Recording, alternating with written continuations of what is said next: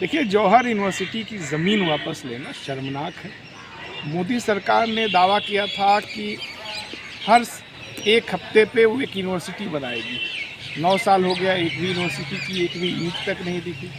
आप एक established university को, जहाँ छात्र पढ़ रहे थे, आप उसको बर्बाद करने पे तुले हुए हैं, सिर्फ इसलिए कि जो उसको बनाया था वो आपकी पार्टी का विरोधी है, या गवर्नर रहते हुए जिन्होंने उसको मान्यता दी थी वो कांग्रेस पार्टी से जुड़े हुए अजीज़ कुरैशी साहब थे।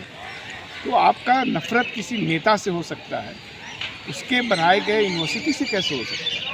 आप क्या चाहते हैं कि आप जिस तरह हैं, बिना पढ़े लिखे, सारे लोग उसी तरह बिना पढ़े लिखे रहें?